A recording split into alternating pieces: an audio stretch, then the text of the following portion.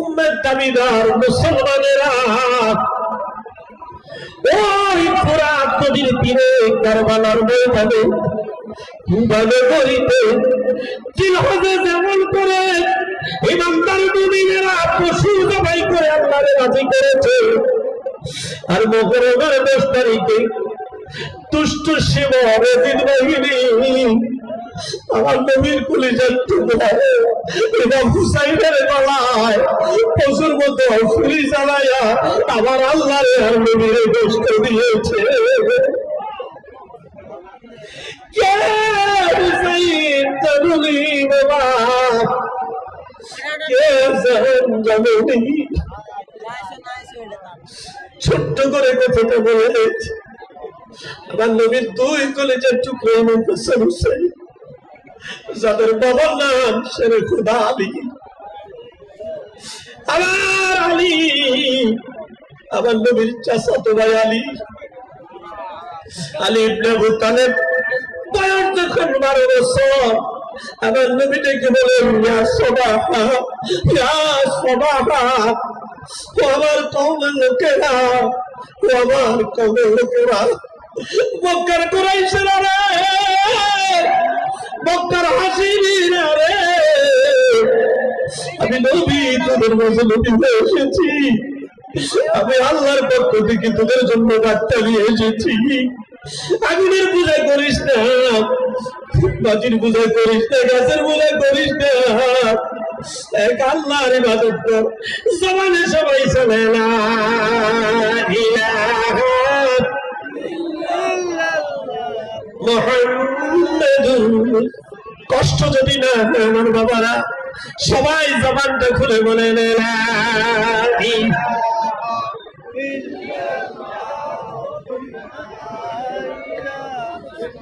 সাল্লাল্লাহু আলাইহি সাল্লাম। এই কলমায় আপনাদের বিশ্বাস আছে না নাই?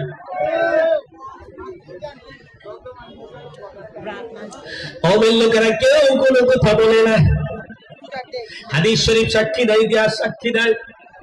চাচা আবু লাহাব বললেন তাব্বাল্লাকি ইয়া মুহাম্মদ হাল হাজ জামাতানা, রে মুহাম্মদ তুই ধ্বংস হয়ে যা, বিস্ময় হয়ে যা, এই জন্য বুঝি আমাদেরকে একত্রিত করলি। যুবকের সরকার 12 বছরের যুবক আলী ডাক দিয়া বললেন ইয়া রাসূলুল্লাহ, সুবহানাল্লাহ বলেন, ইয়া হাবিবাল্লাহ, কওমের কেউ যদি স্বীকার না করে আমি আলী স্বীকার করলাম আপনি আল্লাহর রাসূল।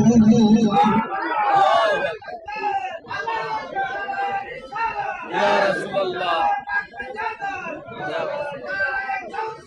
ইয়া আলী দেখে বলে ইয়া রাসূলুল্লাহ, আমি আপনার কালিমাকে স্বীকার করলাম, আপনাকে নবী মানলাম, আপনি আমাকে কালিমা পড়ান, মুসলমান বানায়া দেন। তাহলে নবীর হাতে যুবকদের মধ্যে প্রথম মুসলমান আলী। প্রথম মুসলমান কে? আলী কাররামাল্লাহু ওয়াজহুকে বলেন আমি নবীর হাতে কালিমা গ্রহণ করেছি। নবীকে ডাক দিয়ে বললাম ইয়া রাসূলুল্লাহ, ইয়া হাবিবাল্লাহ, আপনি নবী, এই কথাটা মক্কার কাফেরেরা মানে না, মুশরিকেরা মানে না, এখনো আছে না নাই? আরে নবীরে নবী হিসাবে মানে না, এখনো আছে না নাই? কারা জানেননি?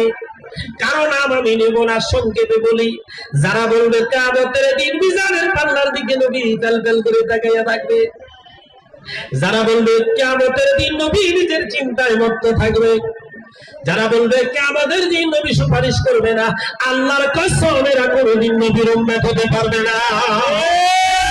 ঠিক কিনা বলে? আর বন্ধুরা, আলী কাররামাল্লাহু ওয়াজহুর সাহাবী আমার নবীর সাথে যেখানে যায় দিনের দাওয়াত দেয়। আলী বলেন হুজুর আপনি অনুমতি দেন আমি মক্কার রাস্তায় রাস্তায় আপনার তাওহীদ আর রিসালাতের দাওয়াত প্রচার করি। সুবহানাল্লাহ। তাওহীদ আর রিসালাত, তাওহীদ আর, যারা বলেন তাওহীদ আর। এখন দেখবেন একটা দল আছে শুধু তাওহীদের দাওয়াত দেয়।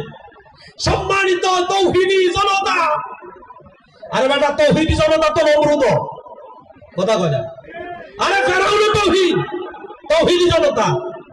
তাওহীদ লাগবে, রিসালাত, এই তাওহীদ লাগবে, রিসালাত।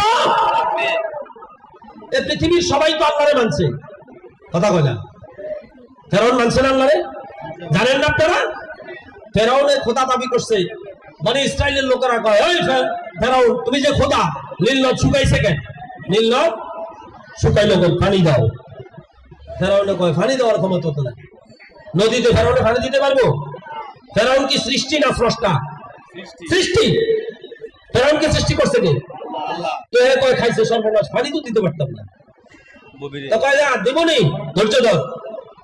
সবকিছু ফালাইয়া জঙ্গলের ভিতরে যাইয়া জমিনে মাথা ঠেকাইয়া কয়, আল্লাহ দুনিয়া বিক্রি করলাম, আখিরাত বিক্রি করলাম, দুনিয়া দাও, ব্যয় জিতে হইতেছি, নীল নদে একটু পানি দাও, নীল নদে একটু কি দাও। লম্বা কথা, এটা আমি বলবো না, বোঝানোর জন্য বলছি।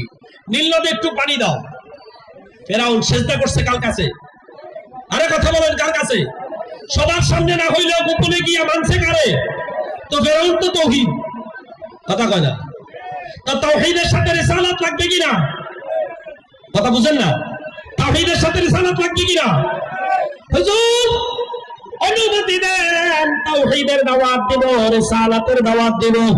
আল্লাহর হাবিব বললেন, আলী রে একটু অপেক্ষা কর, এখনো অস্ত্র আমার হাতে আসে নাই। সুবহানাল্লাহ বলেন।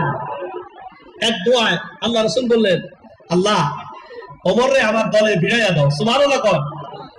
যখনই ওমর আসছে, আল্লাহর হাবিব কয়, আলী তুমি না তাওহীদ আর রিসালাতের দাওয়াত দিতে চাও, ময়দান উন্মুক্ত হয়ে গেছে, আমার পরওয়ার ওমর এসেছে, এখন ময়দানে বের হয়ে যাও। সুবহানাল্লাহ বলেন। এটা আমার বলা উদ্দেশ্য নয়, বোঝানোর কারণ, আমার নবীর হাতে যুবকের মধ্যে প্রথম যিনি মুসলমান হয়েছেন, সাইয়্যিদুনা শারে খোদা হযরতে আলী, হযরতে আহলে